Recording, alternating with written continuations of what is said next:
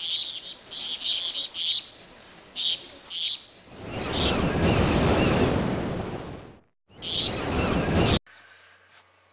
guys,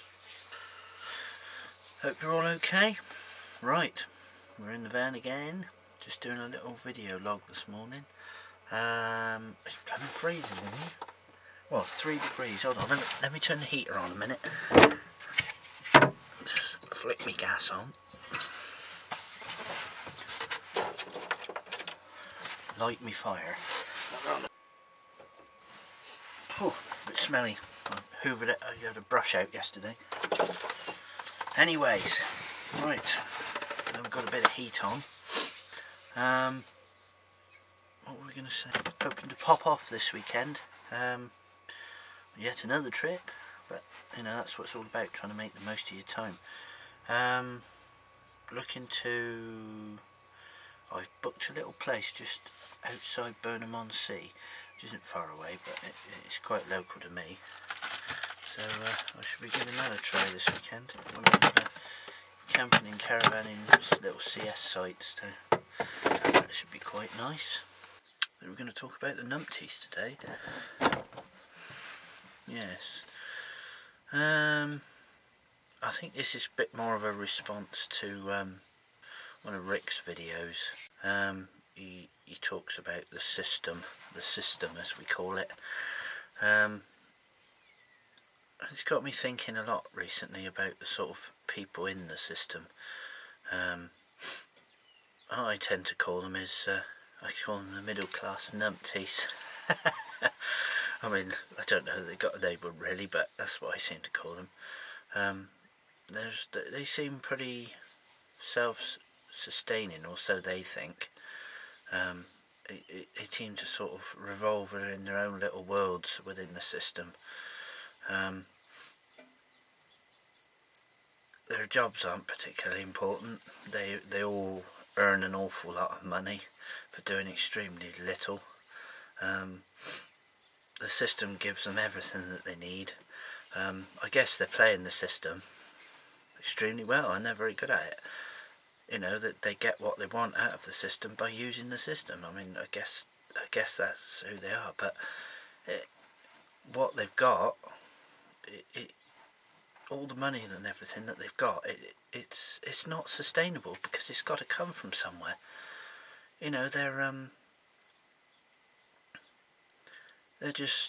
earning all these wages, and where's it all coming from? I mean, I'll give you a good example. There's this is a little story I heard the other day. It was about a law firm in a town near to me. There's a few barristers working for them.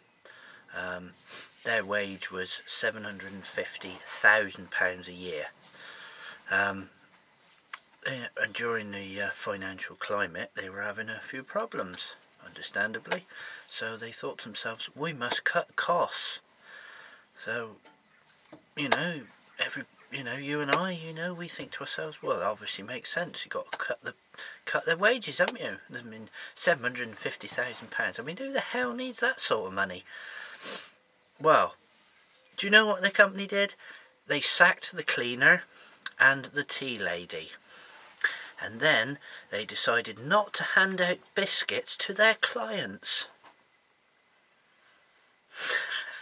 Right. You know, this is, well, as long as this barrister can, the middle class numpty, as I call them, can earn their £750,000, that's all right, is it? It's not sustainable, is it? It seems to be the working class people are suffering.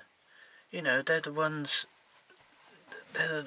that sort of want to get on every day and just live a normal life and just plod on, like the rest of us. And then you've got all these middle class numpties earning this ridiculous amount of money. I mean, to be fair, they don't all earn that sort of money, but I don't know. I don't know where it's going to end, because the middle class numpty, they create jobs for themselves. You know, they're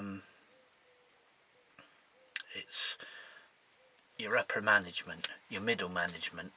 Do you know what I mean? Or middle management. Who needs middle management? You just need management, you need workers. Why do you need middle management? It's just that basically the numpties at the top say, oh, well, we don't want to spend our time having to tell the workers what to do. So what we'll do is we'll create some more numpty jobs called middle management who can tell the workers what to do. So they have to do less. And, I mean, well, you know, obviously because they're numpties and they're numpties, then the middle management will obviously have to earn an awful lot of money as well. So then these poor people down in the working class that work in, say, down in the factory making whatever they got to make, well, we got to work twice as hard now because we've got middle managers to pay for. You know, it's ridiculous. It just can't go on like this. I don't know how the working class are going to... Oh, it's getting warm in here. I don't know how the working class can support these people any longer. You know, they get their new cars every year. You know, they're flashing it around in the face of everybody else. I mean, personally, I think to myself, whatever, get on with it. I'll just do my own thing. I'm happy doing what I'm doing. I like my little camper and I'm happy. I don't need all the bells and whistles and everything else that goes with it. I'm perfectly happy with what I got. But if you're in the system, then you've got your working class, aspiring numpties. Now, these are the people that see all these other people with all this money, and they work to try and get there.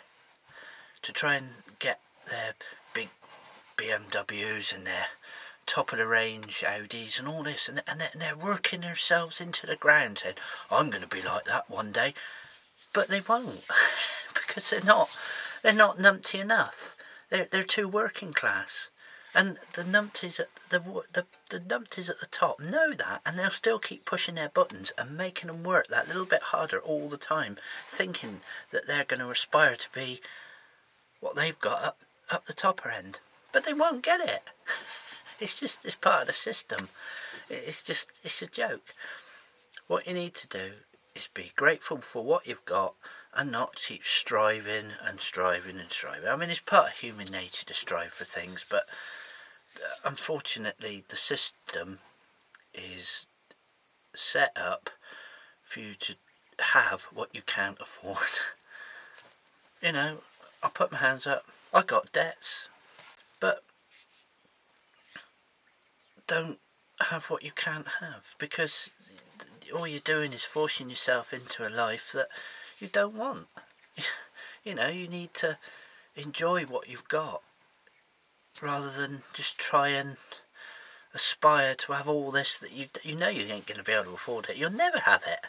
It's to stop dreaming. Appreciate what you've got. You know, I mean, I look at all these nice big camper vans and I think, cool, they're nice. £57,000. Scudo van, 600 quid. Conversion, 400 quid. Do you know what I mean? I can't say to myself, I am not enjoying my time out in this.